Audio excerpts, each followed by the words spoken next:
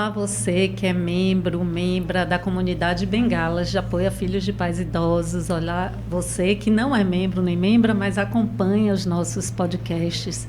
É com muita emoção que a gente abre esse episódio de hoje, um episódio muito especial de comemoração dos 2 anos da comunidade Bengalas e trazendo uma pessoa mais do que especial, na verdade 2, né? Uma mais conhecida e outra também muito especial para mim. Então, apresentando a vocês, hoje nós vamos falar novamente de cuidados paliativos com nada mais, nada menos, ninguém mais, ninguém menos que a doutora Ana Cláudia Quintana Arantes. Doutora, obrigada por aceitar o nosso convite. E doutor Lucas Andrade, que é o idealizador, fundador e líder da Clínica Florence de Cuidados Paliativos. Então, doutores, bem-vindos. Quiserem dar um alô para o pessoal. Bom, muito obrigada pelo convite. Feliz de poder estar aqui, né, nesse evento que foi ontem, né, agora estar perto do Lucas, que é um amigo muito querido, e agora te conhecendo e esse projeto maravilhoso do Bengalas. Obrigada. Obrigado, Marta, pelo convite, por tudo que você tem contribuído aí ao longo dos anos com a Florence, né, e por acreditar no projeto, por estar próximo da gente. Prazer estar aqui. Eu gosto mais de fazer apresentações amorosas e calorosas do que apresentações formais. Eu acho que os currículos e tudo que vocês são, né? Uma grande autora com 1 milhão de livros vendidos, um grande empresário da área de saúde e um médico querido. Mas eu gosto de contar uma história. E minha história é o seguinte: 2016, né, doutor Lucas?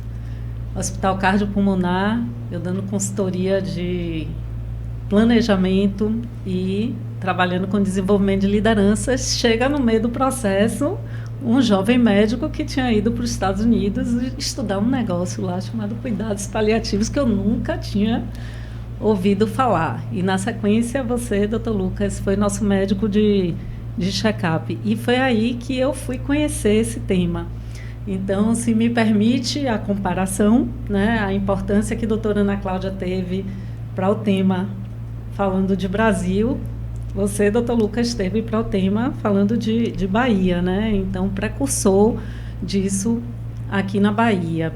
E aí nasce o Bengalas, e como é uma edição comemorativa, eu vou falar só um pouquinho, né? Para quem está nos vendo pela primeira vez, a comunidade Bengalas nasce de uma dor. Sou filha de pais idosos, mãe que superou 3 cânceres, pai com uma demência vascular, pessoas maravilhosas, e quando eu vi o envelhecimento deles, eu fiquei sem chão, fiquei deprimida e resolvi transformar a minha dor em amor.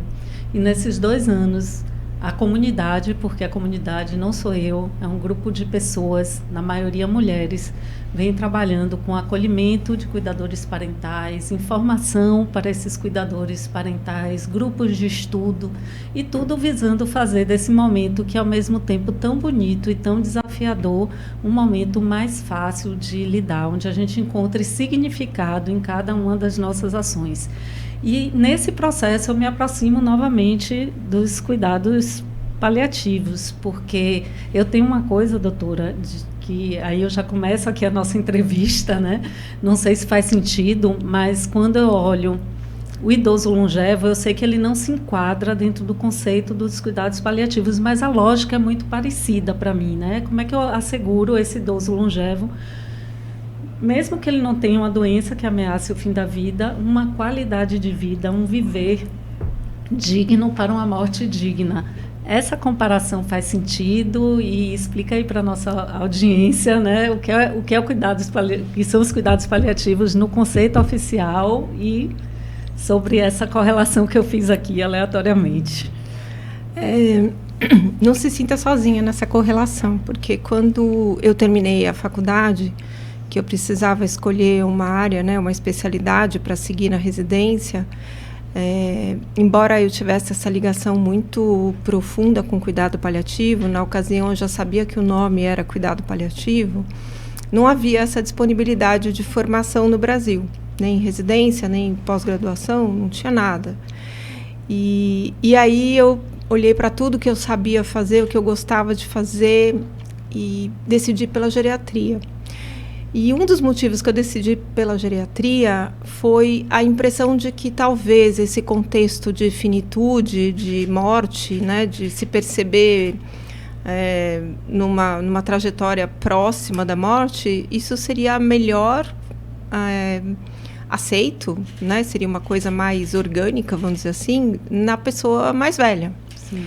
Então eu falei, ao invés de eu lidar com talvez as tragédias da morte precoce, né? Crianças com câncer, jovens com câncer, adultos jovens com câncer, talvez eu pudesse lidar com pessoas mais velhas que iam ter uma morte natural, não necessariamente por uma doença. Então, esse foi o motivo pelo qual eu escolhi geriatria. Fora que vai ser muito legal, porque eu adoro a psiquiatria, eu adoro a neurologia, eu adoro a cardiologia, eu adoro a pneu, e ainda por cima tem cuidado paliativo. Eu falei assim, essa especialidade foi feita para mim, porque tem tudo, né? E eu penso que dentro do contexto do cuidado paliativo, a geriatria, ela não é a especialidade berço do cuidado paliativo. Embora o que eu perceba que dos melhores paliativistas a gente vai encontrar dentro daquele espaço que tiveram formação clínica. Uhum. E eles vão ser melhor paliativistas para idosos se eles tiverem tido a formação da geriatria. Porque o clínico, o especialista não cuidadoso com essa formação na geriatria, ele faz muita bobagem. Porque o idoso muitas vezes não está nem contemplado em estudos clínicos. Muitas coisas que a gente aprende sobre tratamentos é para adultos jovens, né? Não é para pessoa idosa. Então, acaba que não foi o berço do cuidado paliativo, mas tem uma força muito grande na geriatria, principalmente pelo fato de nós sermos treinados para trabalhar em equipe. Não existe uma hierarquia tão forçada como existe nas outras especialidades, que o médico é o dono de todas as decisões, embora não tenha nem competência técnica e nem humanidade para poder entender que não dá para ser competente em todas as áreas. Você precisa ouvir assistente social, você precisa ouvir a psicóloga, nutricionista, o dentista, fono, o TO. Você tem que ouvir todas as pessoas que têm conhecimento acerca de pequenos espaços daquele paciente para você tomar uma decisão completa. E essa decisão completa é complexa, você não vai conseguir fazer sozinho. Então, eu também tive esse treinamento, desde muito pequena na medicina, ter essa humildade de reconhecer que existem saberes que eu não estou pronta nem preparada para entender e nem para tomar decisões. E quando a gente fala de cuidado paliativo, a gente fala de um movimento de cuidado multidimensional. Então, necessariamente, você precisa de olhares que saibam identificar processos muito particulares e que o contexto da decisão é uma decisão compartilhada. E essa decisão compartilhada inclui a família e inclui o paciente. Então, na forma de fazer, são muito parecidos. Mas o cuidado paliativo não vai pertencer só à geriatria. Sim. Então, o sofrimento acompanha todas as pessoas que adoecem, desde o dia que você soube ou começou a ter sintomas da doença que você tem. Então, o cuidado paliativo também não está vinculado só com a finitude, como eu mesma associava na decisão da geriatria. Eu percebi, ao longo dos anos, na prática, que o conceito precisaria ser mudado. E, graças a Deus, foi mudado, né? A gente é uma área da assistência que provê alívio do sofrimento para uma pessoa que está diante de uma doença que ameaça a vida dela. Não é só a doença que está em progressão e que é incurável. Então, houve uma melhora e uma ampliação desse espaço de trabalho, do cuidado. Sim. E, doutor Lucas, conta pra gente um pouquinho como foi essa descoberta, né? A doutora Ana Cláudia falou aí do caminho dela pela geriatria e já conhecia os cuidados paliativos. E você? Eu, na verdade, viu, Marta, contrário aí da Ana, que é geriatra, e paliativista, às vezes as pessoas acham que eu sou um paliativista de formação, eu sou um entusiasta, assim. Então, eu vi no cuidado paliativo e e na possibilidade de fazer a Florence uma maneira de concretizar uma forma de ser extremamente útil e muito em linha com meus valores, e isso se concretizou através dos cuidados paliativos, né? Então a Florence, ela nasce de uma constatação e de uma inquietação minha, enquanto plantonista de UTI. Então, enquanto cardiologista, eu sempre trabalhei muito em UTI, e para mim me chamava muita atenção que muitos pacientes que eu cuidava ali, às vezes eu chegava de 10 pacientes, 3 ou 4, numa questão quase intuitiva, assim, eu falava, olha, se fosse meu pai, minha mãe, meu avô, eu não queria que estivesse sendo cuidado dessa forma, talvez possa ser cuidado de uma outra forma, né? E talvez esse sentimento tenha surgido inicialmente sem nem ter sido nomeado de cuidado paliativo, mas um sentimento de inadequação mesmo, né? Então, a partir dessa constatação e de depois uma experiência pessoal muito forte, né, que foi eu perder minha avó em casa, que foi uma experiência completamente diferente, né? Minha avó era uma devota de Santo Antônio, faleceu com minhas tias cantando. Lembro que eu te rezando. entrevistei na pandemia no dia de Santo Antônio. Dia de Santo Antônio. Santo Antônio continuou me visitando, né? Sim. Minha filha nasceu dia 13 de junho, eu casei com uma carioca devota de Santo Antônio, tem alguma coisa que... Irmã Dulce era devota de Santo Antônio. Eu fui lá do Hospital de Irmã Dulce, né, de Santo Antônio, né? O nome da Florence é Clínica Santo Antônio, a razão social, né? E então essa comparação do que é que poderia ser, né, e de ter uma outra experiência me trouxe um pouco para esse lugar de as pessoas podem ser cuidadas de uma outra forma. E aí eu enveredei um pouco nisso. E quando eu enveredei nisso, como toda boa ideia, você descobre que em outros lugares já existe algo parecido. E aí me deparei também com a Ana Cláudia. E aí fui lá bater na porta de onde ela trabalhava. Eu lembro como se fosse hoje, viu, Ana? Eu também. Eu lembro um dos leitos, assim, com os azulejos, assim, a gente conversando. Eu lembro parte do piso. E aí conversei com Ana. Um caderninho, eu tomava nota de tudo, né? Pacotezinho de consultor, bem certinho. E aí a gente teve uma conversa super importante, assim, super animadora, assim, né? Aquilo foi um reforço de coragem, de entusiasmo, de vai em frente. Eu também acho que faz sentido, a gente precisa disso, né? Engraçado que eu também lembro exatamente quando você falou sobre a Florence como um sonho ainda, um projeto, numa das consultas de check-up executivo, né? E eu fiquei com aquilo na cabeça. E eu não sou muito boa de memória, não, mas aquilo me marcou. Acho que talvez pelo seu entusiasmo e também por fazer sentido para mim.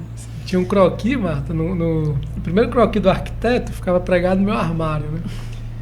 E aí eu voltei para Salvador e eu falava, eu vou, antes de dormir eu olho, quando eu acordar eu olho e um dia vai nascer. Dentro de minha cabeça vai se construindo, mas era mais ou menos por aí.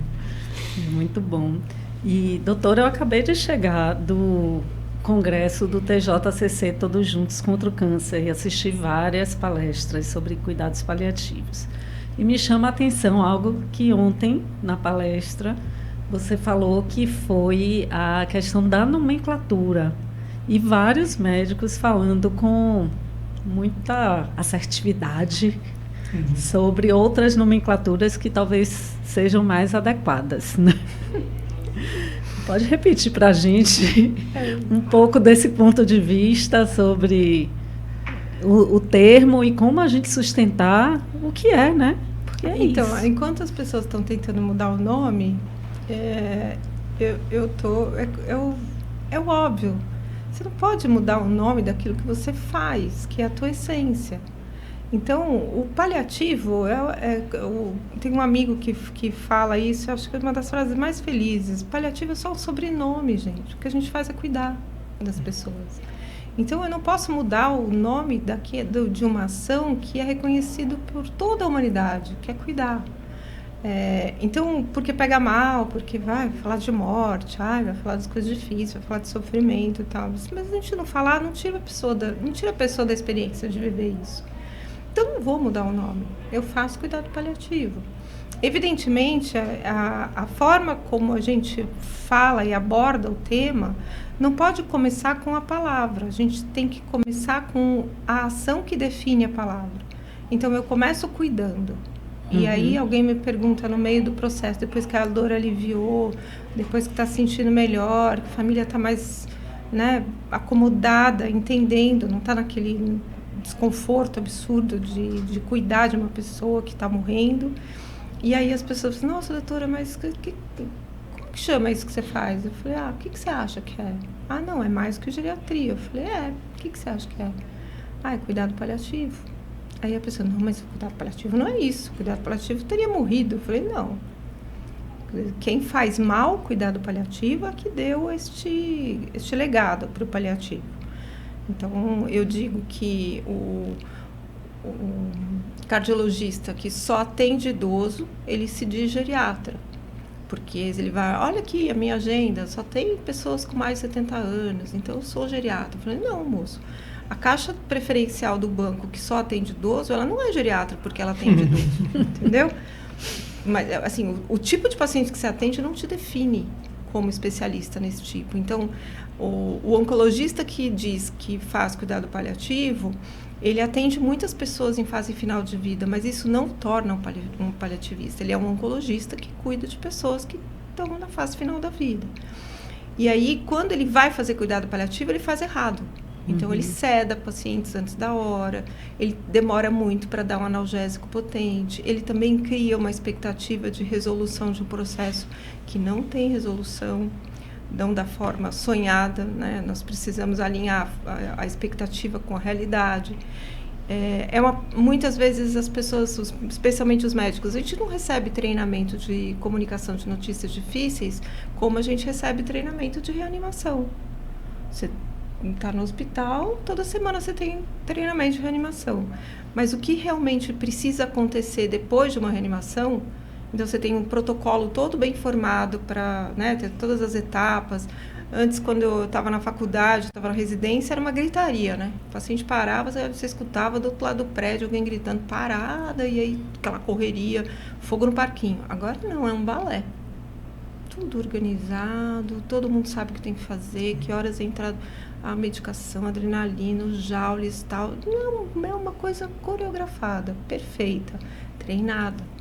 Só que nesse protocolo de reanimação, Marta, não entra a parte que você vai dizer para o pai que o filho foi reanimado e não voltou. Sim. Você não tem a parte que você vai chegar para o senhorzinho que levou a esposa lá e aí ela foi reanimada e ela não voltou. E você não tem a parte, como é que você dá a notícia de que a pessoa morreu. E o que ela vai ver depois na sala, não tem, porque terminou, todo mundo levanta a mão e vai embora.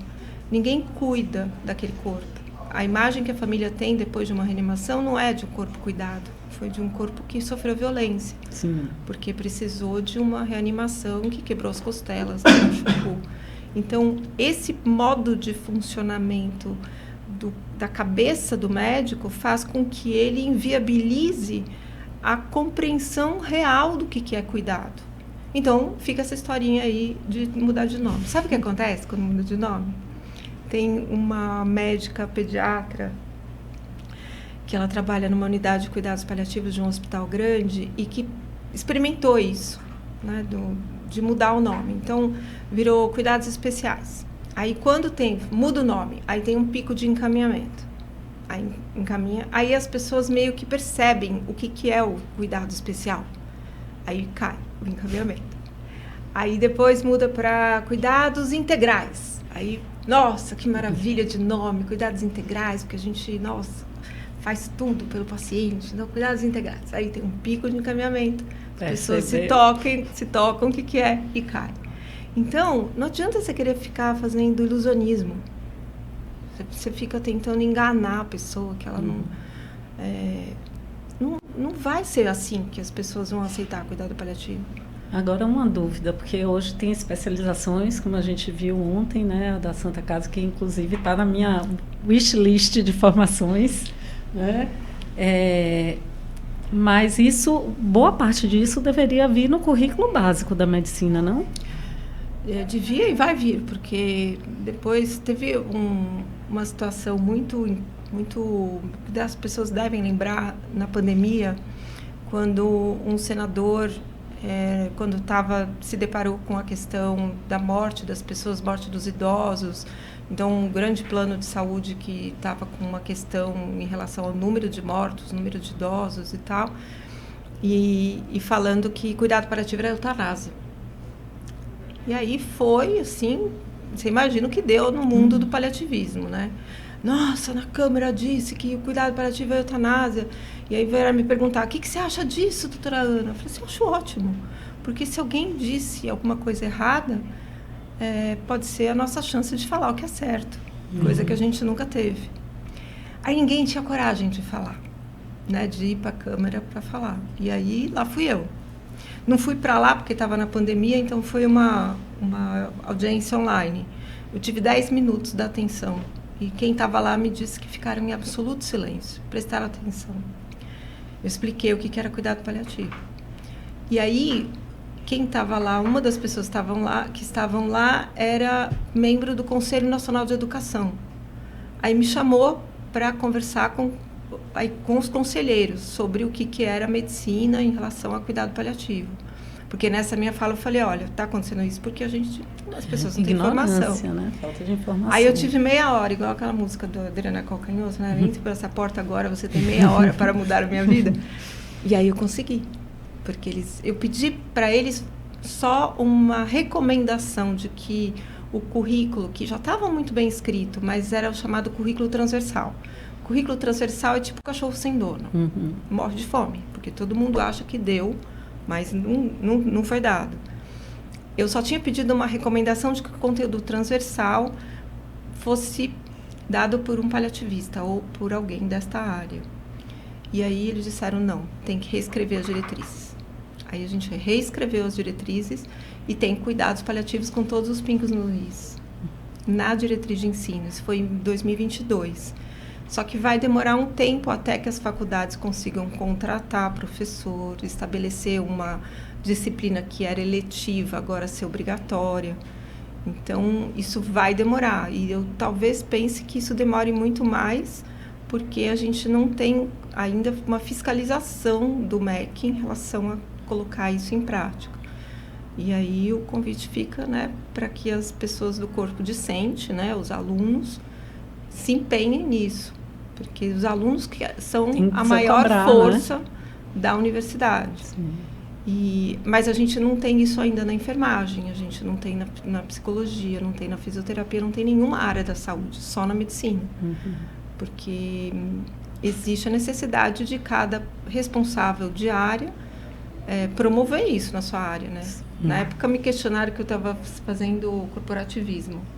Se você só vai defender os médicos, você tem que defender os outros. Eu falei, moça, cada um no seu quadrado, né? Você é enfermeira, você tem que mobilizar a enfermagem. O psicólogo tem que mobilizar a psicologia. Se eu for fazer isso por todos, eu estou invadindo o espaço que não me pertence. Eu precisava agir dentro da medicina. Então, isso já mudou. E ouvindo falar disso, que eu, além de administradora, sou psicóloga também, praticamente não ouvi falar na faculdade, mesmo havendo interesse meu, de minha parceira de consultório, que está aqui, Dani, né? Em luto, em cuidado do cuidador, em cuidados paliativos, a gente não encontrava eco. E quando encontra muito na psicologia hospitalar, e não na psicologia clínica, né? Como já que os cuidados paliativos começam muito antes, uma doença que ameaça a continuidade da vida, mas que pode durar 10, 20 anos, esse paciente ele pode estar numa consulta com a psicóloga clínica e essa psicóloga clínica não ser preparada para lidar com esse tema, né? Escutar. E esse aprendizado que eu não tive na faculdade foi uma das coisas que me fez ir para a Experiência Florence. Eu fiz a Experiência Florence ainda como estudante de psicologia, porque eu formei mais velha, e a coisa que eu mais queria era escutar as conversas, né? Então, tanto que quando eu ficava assim, meio parado, eu virava assim para o fisioterapeuta, para a nutricionista, posso entrar no quarto com você? E aí eu trago uma pergunta, doutor Lucas. Imagino que os médicos da Clínica Florence tenham o preparo, a especialização. Mas como é que vocês trabalham para essa equipe multi também estarem totalmente alinhados com essa visão e com, eventualmente, lidar com conversas difíceis? Porque, às vezes, até eu fico imaginando o médico, não na Clínica Florence, mas vamos pegar no hospital. ele visita aquele paciente uma vez no dia. A enfermeira que está ali de plantão está o tempo todo. Às vezes é mais fácil a enfermeira conversar e ter a confiança desse paciente do que até o médico que aparece lá uma vez no dia, né? E aí todos precisariam realmente, toda essa equipe multi precisaria estar preparada para entender o que é, saber manejar da forma correta, cada um na sua especialidade, né? Então, como é que vocês tratam isso lá? Acho que tem alguns aspectos, Marta, que ajudam. Eles podem até parecer óbvios do ponto de vista de saúde, mas é difícil, às vezes, fazer o que parece ser óbvio, né? Eu acho que começa já na entrada, assim, na formação de time. Então, duas coisas que a gente olha assim, de saída nos processos seletivos é motivação, que não é tão fácil de acessar, mas a gente tenta ter uma ideia. E comunicação não no sentido se a pessoa tem todas as ferramentas, né? Mas se carrega elementos de empatia, de compaixão, naquela comunicação, né? Então, se eu falasse que tem uma primeira camada que a gente olha assim e que tenta e que a gente percebe que padrões muito distantes não vão funcionar, uma delas é essa, porque no final do dia o que a gente faz é comunicação boa parte do tempo, né? Na clínica, eu acho que algumas coisas ajudam nesse ponto. Um são os treinamentos, efetivamente, e a gente faz desde os técnicos de enfermagem até os médicos, por exemplo, eles passam um fim de semana fazendo uma imersão num curso chamado Comunicação Difícil de Saúde, onde você tem simulação realística, você tem atores, é super mobilizador, as pessoas choram, assim, mexe muito com as emoções, lembram de histórias, então tem uma parte de capacitação. E tem uma outra parte que eu acho que é esse sentimento de time e de assumir uma certa falibilidade, né? De que ninguém precisa dar conta sozinho, né? Então, eu lembro de situações, assim, muito difíceis, assim, geralmente envolvem pacientes jovens, né? A gente teve uma situação, assim, super visceral, assim, me lembro agora de um paciente jovem e com uma doença inesperada, súbita, e que o cônjuge queria muito ainda ter uma família, ter filhos. No nível de sofrimento, porque as pessoas se conectavam, puxa, de minha idade, podia ser meu cônjuge, né? E muitas pessoas, a gente fazia um trabalho de falar, olha, você não precisa suportar também tudo isso sozinho, né? Então, acho que tem uma parte do treinamento e tem uma outra parte também de algum nível de fronteiras, né? E de assumir uma certa falibilidade no sentido de você não precisa dar conta disso sozinho, né? Uma outra coisa que a gente traz assim muito importante nessa comunicação e que repete quase como um mantra lá é falar que, olha, cada um faz o que é possível, não é o que quer, né? As pessoas que passam por aqui estão em sofrimento intenso e provavelmente sua caixa de ferramenta para lidar com o sofrimento é muito maior do que a dos pacientes e de familiares, né? Isso vale tanto para as relações como os pacientes, mas às vezes para os colegas de trabalho que chegam num dia, né, que seja um dia mais difícil. Um outro mantra que a gente repete lá é que, olha, 99% das coisas que você vai considerar que são contra você não são, né? Se fosse Lucas, Marta ou Ana, aconteceria. Isso não é pessoal, né? Isso muitas vezes é manifestação de sofrimento, né? O que não quer dizer, mais uma vez, de que isso não tem um limite de autopreservação, e aí surgem as iniciativas também do cuidando de quem cuida, né? E de fortalecimento do time e de reconhecimento desse papel enquanto ser humano, né? Que não vai dar conta de tudo. E o que eu acho lindo que fomenta isso ou não sei se é um mantra, mas quando vocês falam assim, você não está cuidando de um número, né? Como às vezes num grande hospital no hospice, e lá na Florence, particularmente, você está cuidando do amor de alguém. Eu acho isso muito lindo, gente. Tomei isso para mim, né? E me apropriei, viu, doutor? E por falar de cuidar do amor de alguém, o Bengalas, o foco é mais o cuidador até do que o paciente, né? E é engraçado porque eu tenho uma amiga geriatra que ela vem muito aqui, ela abriu as temporadas e a gente discute porque ela tem aquela visão da geriatra, defensora da vida, do paciente, e como é que a gente olha para essa família, né? Porque às vezes o que é óbvio para a medicina não é o possível para uma família dentro de várias restrições de tempo, de estrutura, de finanças. E aí, o que eu acho bonito também é que os cuidados paliativos olham esse sistema, não olha só a pessoa, né, que está com a doença, mas todo o sistema. E aí, como é que a gente cuida de quem cuida, doutora? Você precisa ter a escuta do que faz sofrer primeiro, porque não é o que a gente acha que vai sofrer. Muitas vezes o que a gente considera sofrimento, para eles é só uma coisa que dá cansaço físico. Mas o que dá sofrimento muitas vezes é você conseguir enxergar aquele corpo do seu pai, aquele corpo da sua mãe, que está frágil, que está adoecido, que está, né, numa condição muito delicada, e ainda assim enxergar sua mãe e seu pai. Porque é um corpo que está doente. Eu brigo muito quando a pessoa fala assim, eu virei mãe do meu pai. Eu falei, moça, você nunca vai ser mãe do seu pai, porque você virou uma cuidadora do seu pai.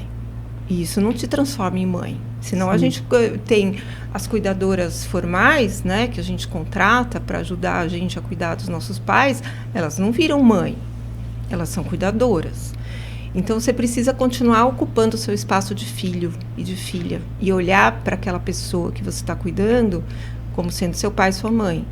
Quando você não tem uma fragilidade muito profunda da consciência, da cognição, você precisa continuar se comportando como filha. Porque você precisa pedir permissão, você precisa pedir a bênção, você precisa pedir licença, você precisa agradecer. Porque você está cuidando de uma pessoa que deu a vida para você, que cuidou, que te protegeu. Então você precisa ocupar o espaço de filha. Por que é importante isso quando a gente envelhece? Você ter filhos que ocupem espaço de filhos. Porque o espaço de mãe, o espaço de pai não está doente. O que está doente é o corpo daquela pessoa. Então você se relaciona com um espaço que é saudável nele. E o espaço saudável, ele consegue superar o bem-estar, superar a condição de mal-estar de outros espaços que não estejam plenos.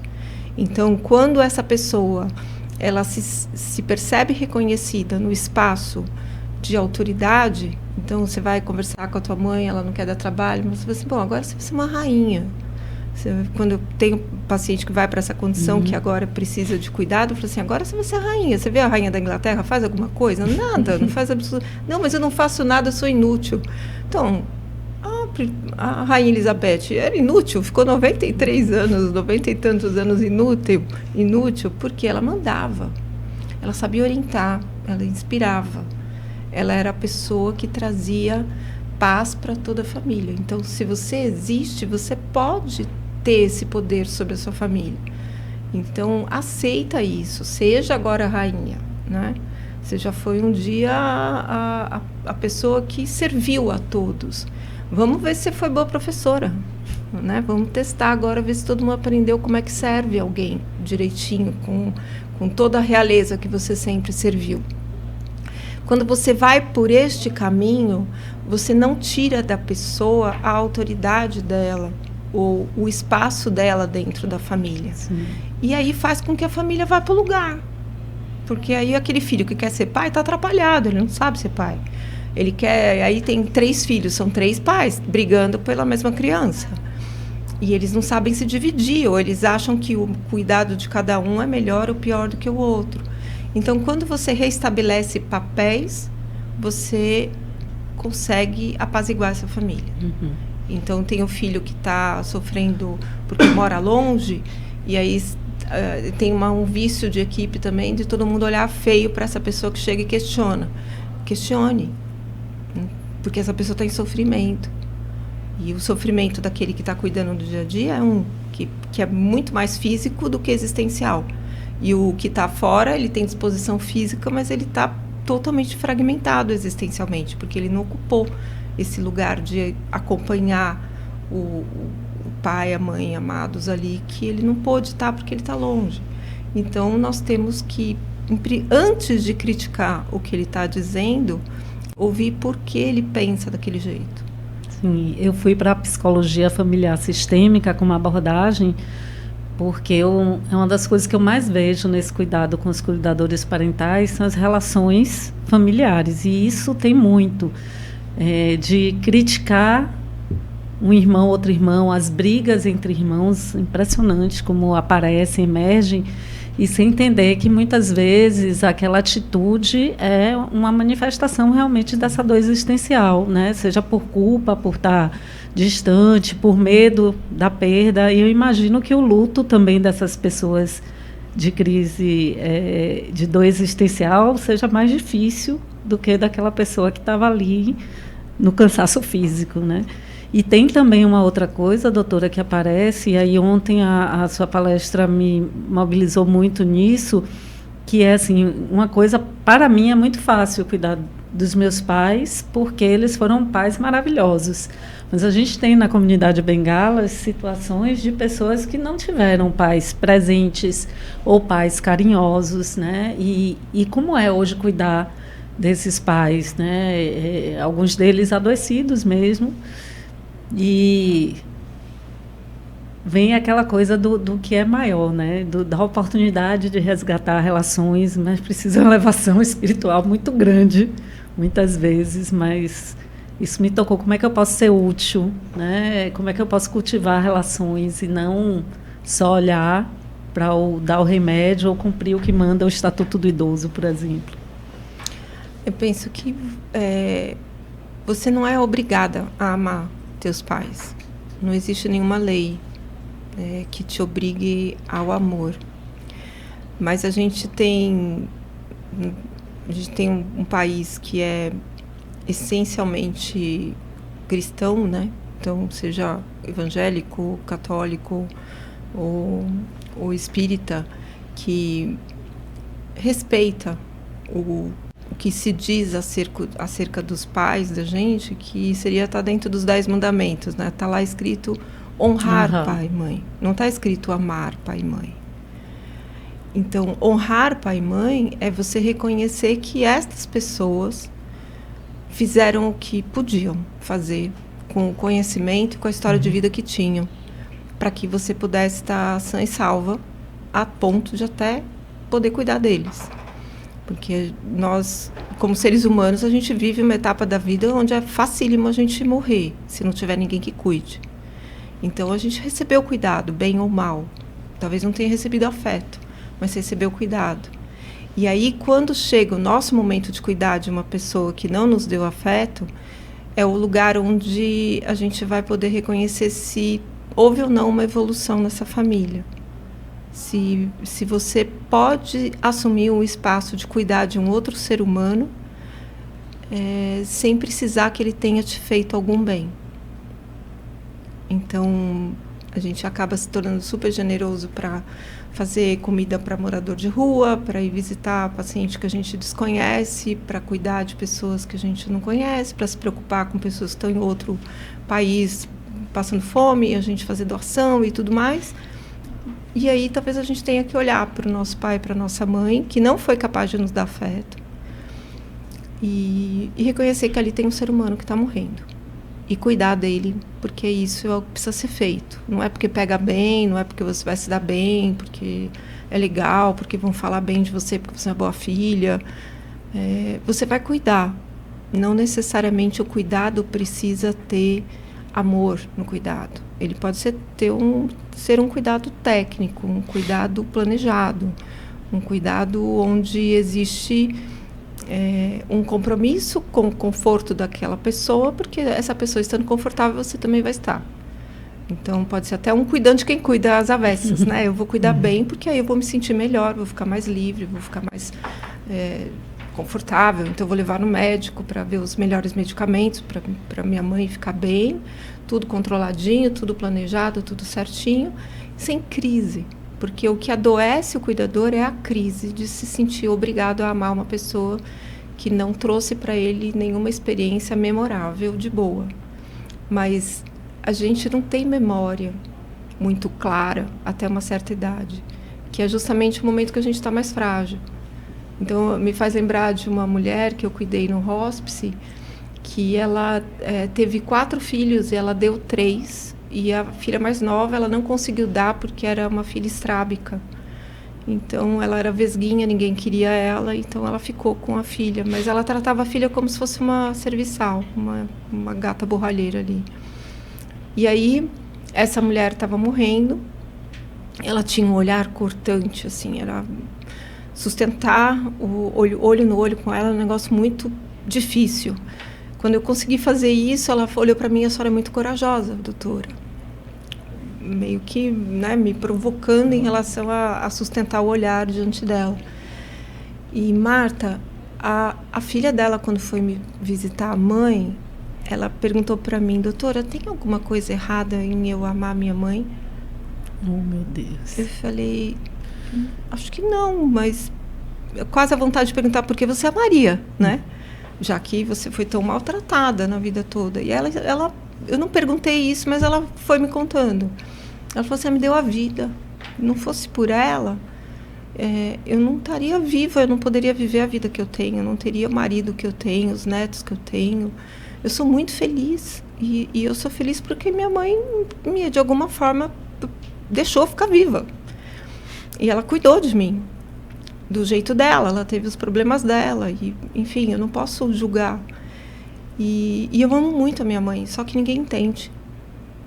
Então, meu marido, eu venho aqui escondida, porque meu marido não quer que eu venha. Meus filhos também são revoltados com isso.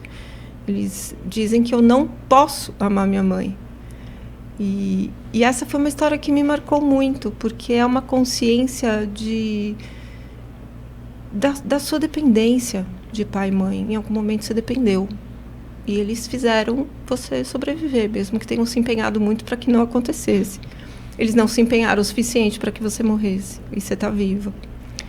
E aí foi... É uma coisa muito... Para mim foi muito importante conhecer essa mulher e conhecer essa filha. Tanto que gerou um capítulo no livro, na Histórias Lindas de Morrer. A história dela tá... Meu livro preferido. Eu discutia isso há pouco. Histórias Lindas de Morrer, que é quando o perdão vem antes da culpa. Muito lindo. E...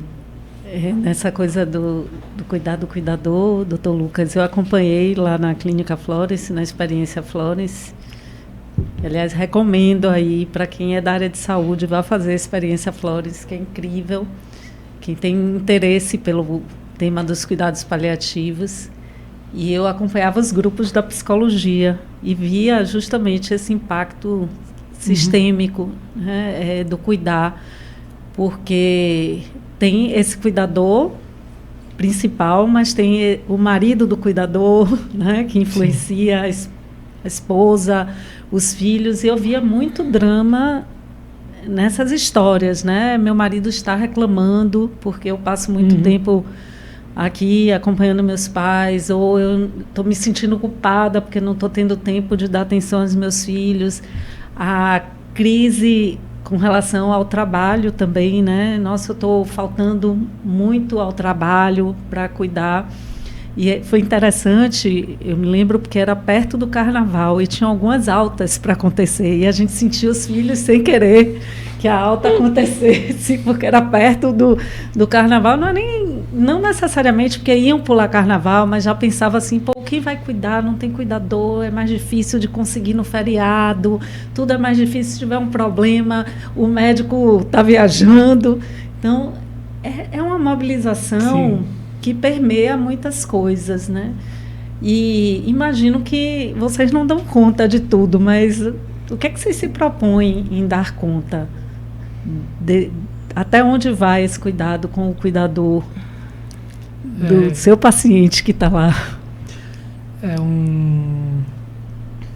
um tema desafiador, assim, a partir do momento que a gente na Florence, a gente opta por ter acompanhante o tempo inteiro, isso traz assim uma demanda de cuidado muito mais ampla, né? Eu vou trazer aqui um exemplo assim foi muito impactante. Imagina na pandemia, onde as pessoas se separaram de seus entes queridos na emergência do hospital.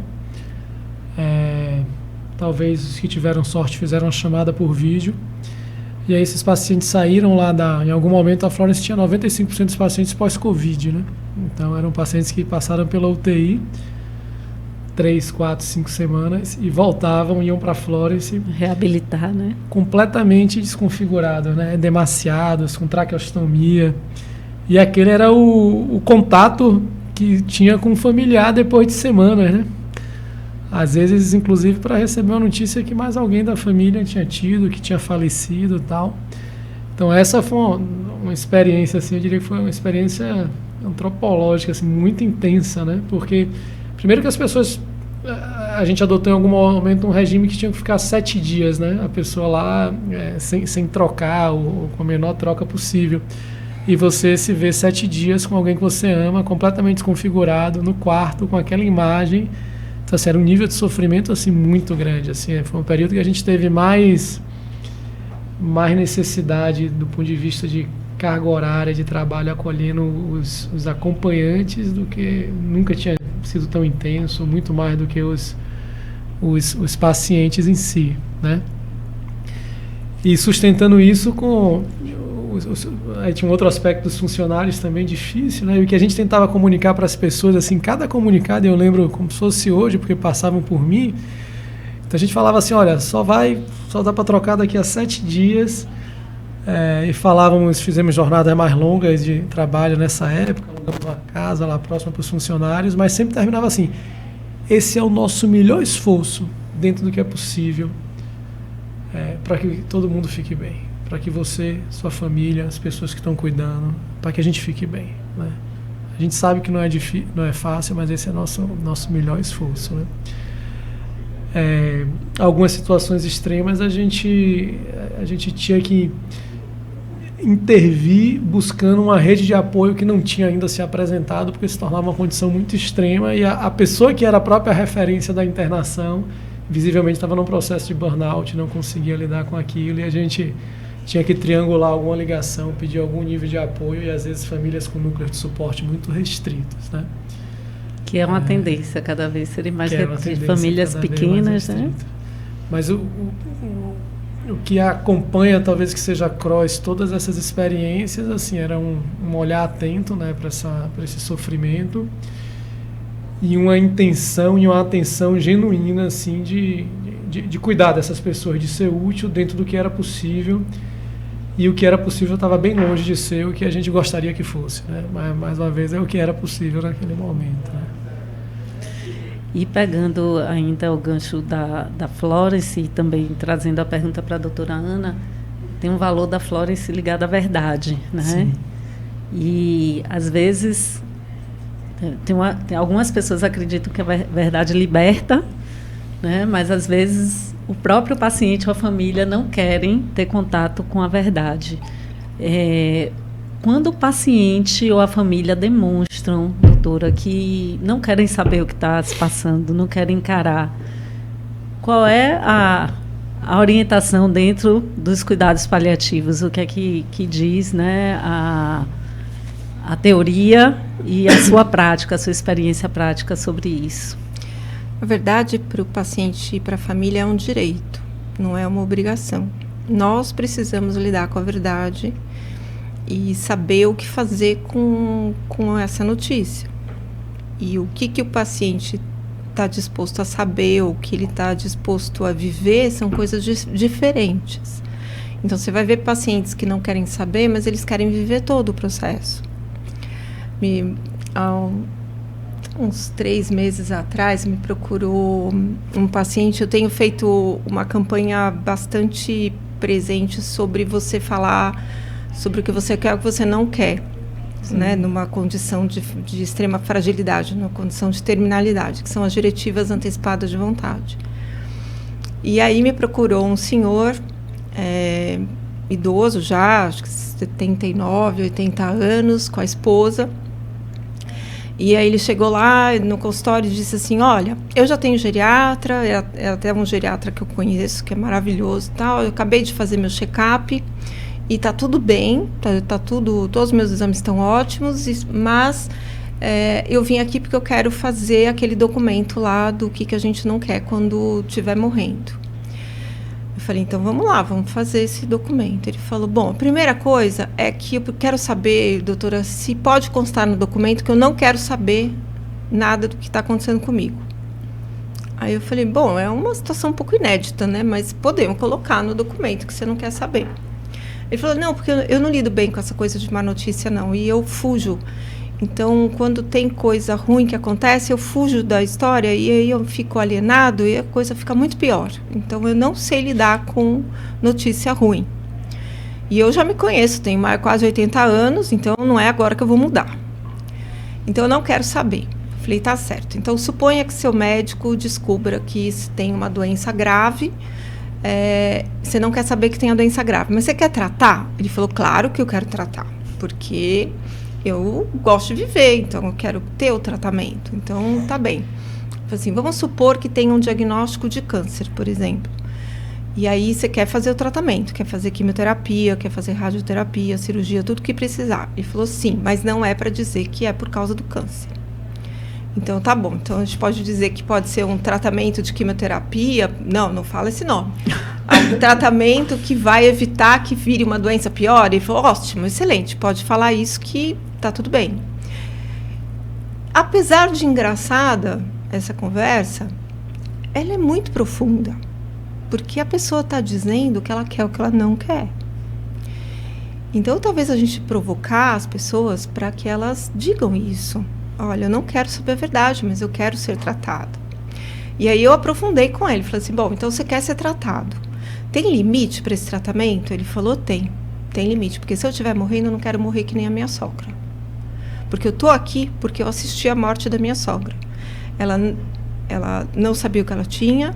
Ela teve um problema sério de pulmão, e aí ela complicou, teve várias pneumonias, tal, e depois ela complicou, e ela teve que ir para semi-intensiva, e a gente acompanhou todo o processo, e a minha sogra morreu amarrada, desesperada dentro de uma máscara, porque ela tinha claustrofobia, e ela morreu pedindo socorro dentro da máscara, a gente não ouvia, mas dava para ver a boca dela. Foi uma morte horrível dentro de um hospital famoso. Isso eu não quero para mim. E aí é por isso que eu estou aqui. Eu atravessei meu medo de falar sobre isso, porque eu não quero morrer daquele jeito. Então, existe um limite para o senhor. Ele falou, sim, eu não quero ficar amarrado, eu não quero ficar consciente de tratamentos que me façam sofrer. Então, me coloca para dormir, me faz o tratamento e, se for possível, assim. Falei, certo. E se a gente chegar no momento em que a doença não responde mais aos tratamentos da medicina? O senhor aceita cuidado paliativo? Aí ele disse, aceito, mas não me conte que é cuidado paliativo. Aí eu falei, bom, eu não vou poder entrar no seu quarto. Então ele falou, não, a senhora pode porque é só a senhora dizer que a senhora está lá no meu quarto como geriatra. Então aí posso entrar. Ficou de um jeito que as diretivas dele estão maravilhosas. E ele vai ser respeitado em relação a não ter acesso à verdade. A tradução disso, Marta, é que você não inviabiliza um cuidado pelo fato da família não aceitar ou o paciente não aceitar. Sim. O que você precisa perguntar é, nós vamos tratar? Vamos.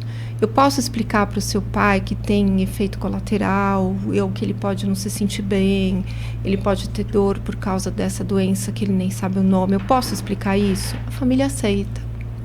Eu só não posso dizer por que ele está doente, mas e se ele me perguntar? O que eu vou dizer? Então, eu encontrei um jeito de conversar com o paciente, porque geralmente eu sou a médica que chega por último.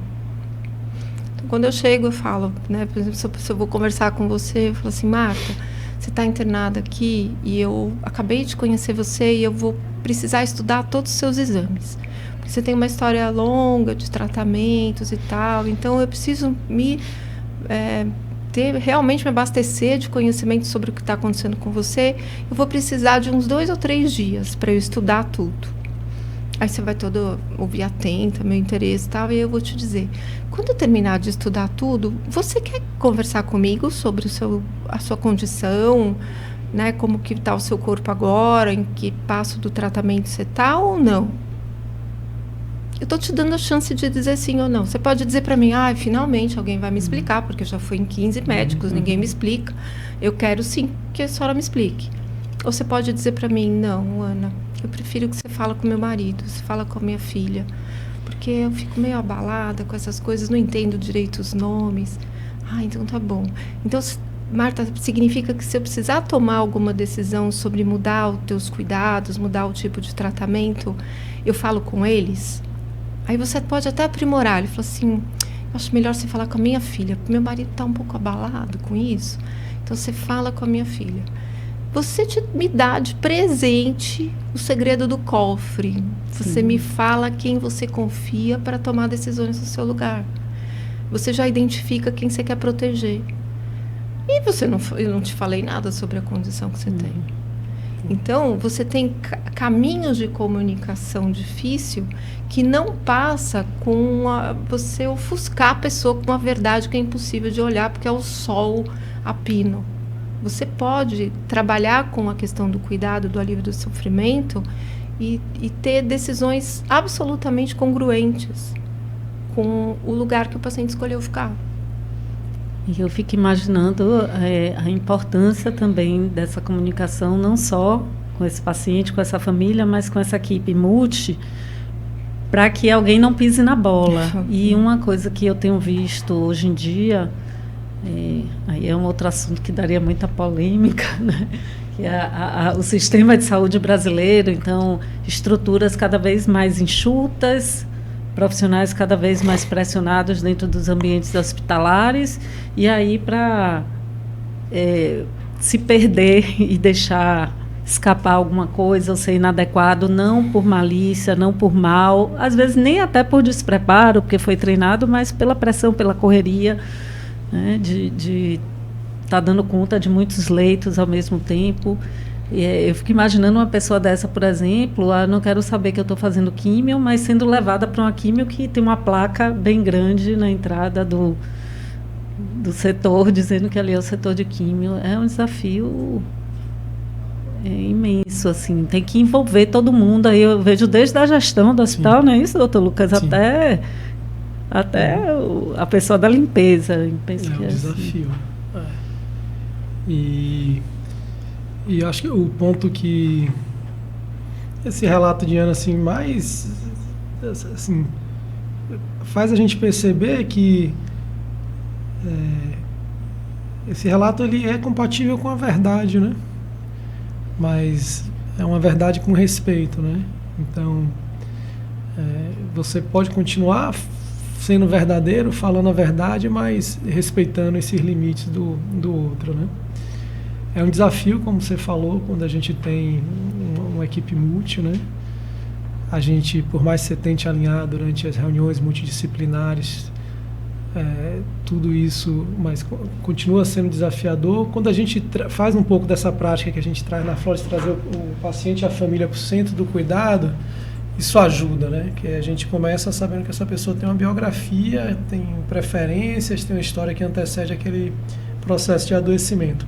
Quanto mais automático isso fica, né, e fragmentado entre os setores de químio, o setor esse, o setor aquele, ou o leito da UTI, né, mais difícil é a gente manter esse respeito, né, essa atenção ao paciente, maior chance de acontecer essas comunicações inadequadas, né, que termina sendo um ambiente farto. Isso que você me trouxe também da placa da quimioterapia me remete a uma analogia que eu sempre gosto de usar, que o profissional de saúde ele devia se imaginar como uma visita na casa de alguém, né? Quando você vai cuidar de alguém, né? Do paciente, né? Se você chega na casa de alguém, você vai procurar saber quem é que senta na cabeceira, se aquela família tem algum ritual antes da refeição, o que é que faz sentido dentro daquela cultura, né? E infelizmente a maioria das vezes nas instituições de saúde é o contrário, né? O paciente chega lá e tem que se adaptar a tudo, né? Ao exame que é coletado 3 da manhã, a como é que são as regras disso, daquilo. Então, existe uma inversão aí entre anfitrião e visita, né? Que as equipes de saúde elas deveriam ser convidadas a estar fazendo esse exercício de eu sou visitante na vida, na jornada de alguém, né? Dessa situação das conversas também, eu me lembro de algumas reuniões familiares.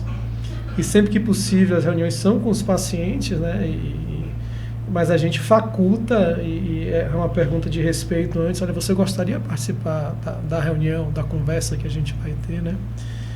E entre o sim ou não tem várias zonas cinzentas, né? Eu me lembro de algumas reuniões a paciente não consegue levantar do quarto, tem uma reunião familiar no leito, e em determinado momento da reunião a paciente coloca, olha, eu não quero sentir dor, em determinado momento, se eu não conseguir comer e falar, eu quero que vocês me deixem descansar sem dor, mas que eu possa escutar vocês. E a partir disso aqui eu não quero mais saber do resto da reunião. Vocês podem terminar lá fora do quarto, né? Mas assim, do empoderamento, né? De uma dona, de mesmo nessa condição frágil, né? Esse cuidado é meu, né?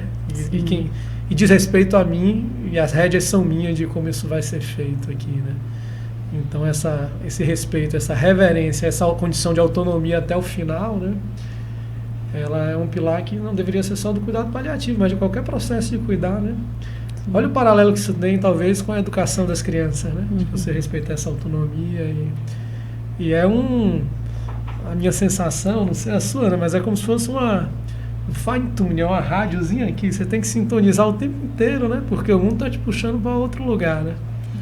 Então, ou você faz um exercício de se manter sintonizado nessa rádio, né? Desse cuidado e dessa disposição amorosa, ou as coisas terminam sendo atropeladas e você, em vez de visita, vira anfitrião, né? E acho que as coisas têm que acontecer do seu jeito e não do jeito de quem está sendo cuidado.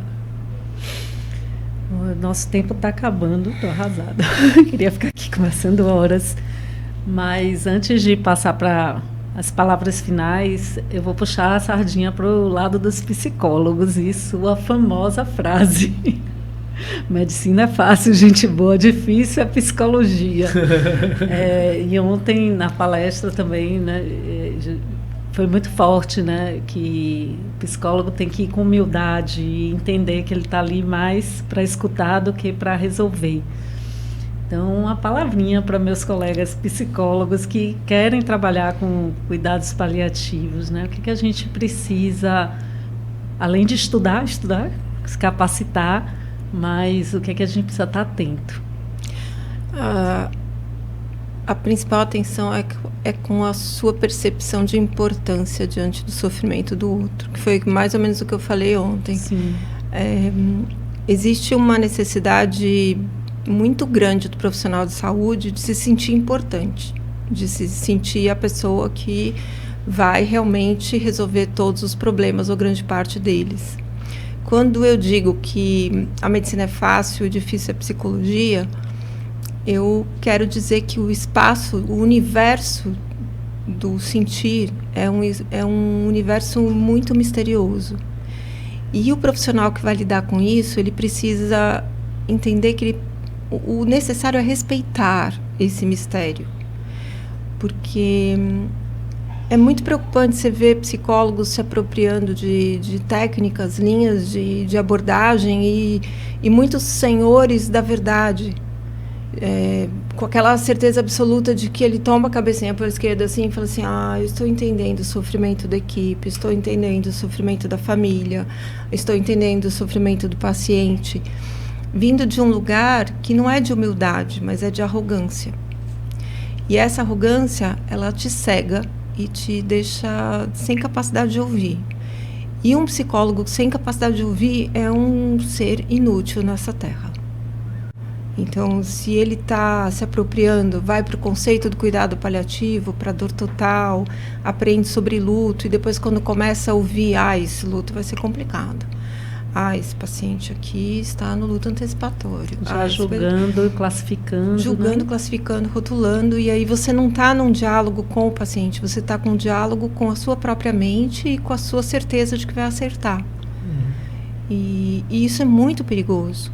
Então, o cuidado que o psicólogo precisa ter é de usar as ferramentas de conhecimento para viabilizar um caminho que o paciente vai poder andar dele. Você não vai pegar o paciente no colo e vai carregar ele pelo seu caminho, estrada fora. Porque o lobo vem, né? A morte vai vir, e quem vai morrer vai ser o paciente, não vai ser a psicóloga. Então, ela não pode se apropriar de um caminho de entendimento, de um caminho de aceitação, de um caminho de enfrentamento que não pertence a ela. Ela precisa ser alguém capaz de acender a luz para que o paciente escolha qual porta ele quer abrir. E não se colocar como a que vai salvar a todos. Porque na psicologia tem muito disso dentro da equipe, né? Então, aí todo mundo vai conversar com a psicóloga da equipe. A psicóloga da equipe não faz terapia. A psicóloga da equipe faz supervisão. Supervisão não é terapia. Então, você precisa levar a sério a sua própria vida para não tentar consertar a sua vida através da vida dos outros. Especialmente nesse mundo do cuidado paliativo, que precisa ser muito respeitado. Ui! Vestir a carapuça. Grandes poderes, grandes responsabilidades, né? Não é porque é melhor do que a medicina que significa que vai sambar em cima da medicina, né? Você precisa se apropriar dessa responsabilidade, que é bem grande. E esse limite sutil, né, entre o estar a serviço para ajudar e o querer resolver. Né?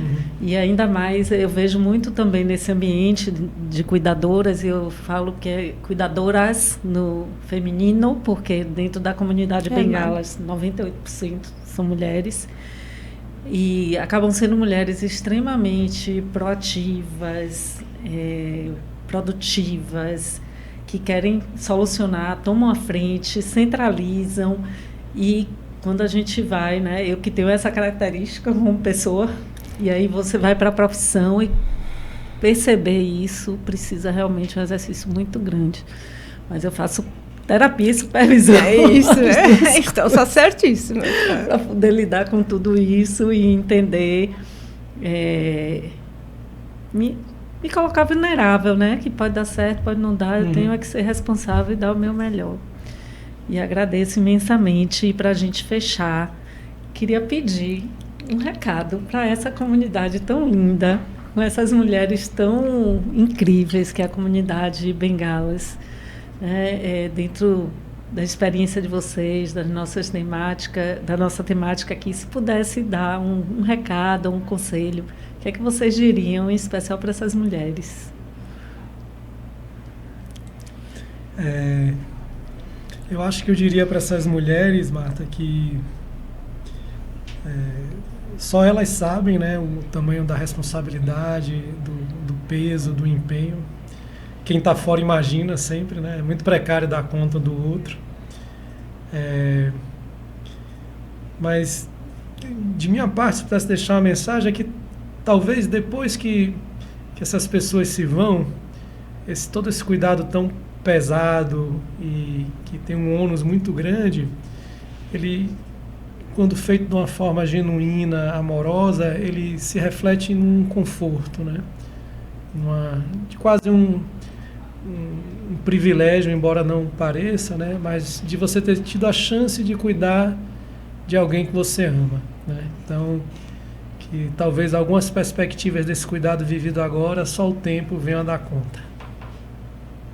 Obrigada, Dr. Lucas, pelas palavras, pela presença, por propiciar esse momento, pelo apoio da Clínica Florence a esse momento tão especial para o Bengalas. Eu que agradeço, Marta. Obrigado.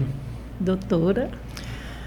Eu diria para elas que ainda é tempo de construir uma boa rede de apoio, porque é impossível dar conta sozinha, e se está sozinha, está sendo capaz de ver muitas falhas, porque nós não somos tão super poderosas assim, como fizeram a gente acreditar.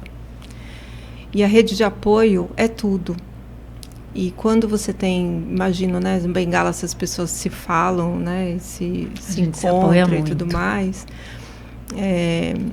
envolver outras pessoas nisso.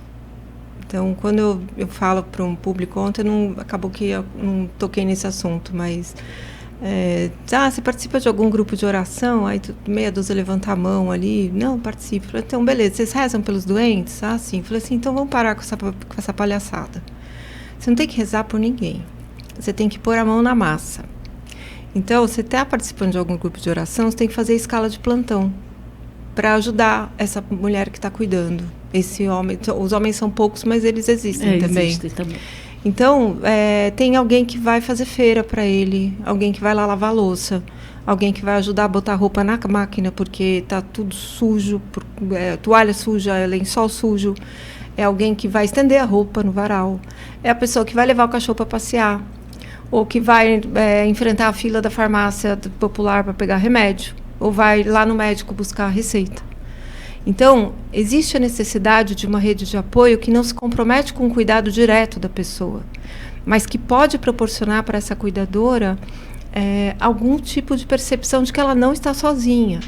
E tem muita gente que pode ajudar, porque mesmo as pessoas, Ana, teve uma moça que falou para mim, eu tenho fibromialgia, eu não posso sair de casa, eu não aguento e tal. Então, você pega e liga para marcar exame. Você pega a carteirinha do convênio e liga para marcar exame do paciente. Então, você pode fazer isso de casa. Você pode fazer o pedido de compra pelo aplicativo, para entregar as compras lá.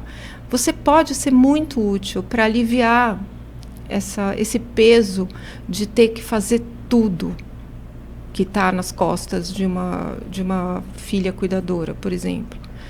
Então, usar essa rede de apoio. Ana, não tenho rede de apoio. Então, seja competente para criar uma. É um grupo da família que você vai colocar lá, assim, o meu irmão não quer vir cuidar porque ele não consegue, a minha irmã tem a família, não consegue. Mas o que eles conseguem? Ajuda eles a descobrirem o que tem para ser feito, que você vai ficar mais aliviado de fazer. Faz a lista de tarefas. Busque isso, porque o que não dá é buscar o espaço de a vítima da situação, a coitada que abandonou a sua vida para cuidar dos pais, a pobrezinha que não tem tempo para cuidar de si porque tem que cuidar dos pais. E isso também é um espaço muito adoecido de validação e que, infelizmente, muitas das filhas cuidadoras buscam. Então, não vai para o caminho errado de validar o seu sofrimento em cima do adoecimento dos seus pais, mas busca construir essa rede de apoio. E se tem pessoas que estão ouvindo a gente que já participaram e continuam no Bengalas e já não são as filhas cuidadoras, que elas se prontifiquem a ser a rede de apoio das que estão cuidando, né? Porque imagino que uma comunidade dessa é perene. Quem entra não sai mais. Então, quem está e não é mais cuidadora, que levante a mão aí e se prontifique a oferecer ajuda para aquelas que precisam. E a gente que cuida, que tem a humildade de pedir ajuda. Exatamente. Né? Muito obrigada, doutora. Né? Para mim é uma alegria te receber, uma honra para o Bengalas. E o que eu fico, né, de ontem e de hoje, que para mim foi que tocou meu coração, eu estava conversando com você nos bastidores, foi a diferença entre determinação e teimosia. Porque nessa trajetória do Bengalas, eu já pensei em desistir algumas vezes. A gente fala de comunidade, mas as pessoas já são muito ocupadas. Então, às vezes, eu me sentia também sobrecarregada, queria empoderar outras pessoas e não sentia. Às vezes, no grupo, o grupo estava lotado, era lindo. No outro grupo de acolhimento, aparecia uma ou duas pessoas, eu ficava frustrada. E eu estou seguindo nesse sonho, mas não é um sonho vaidoso.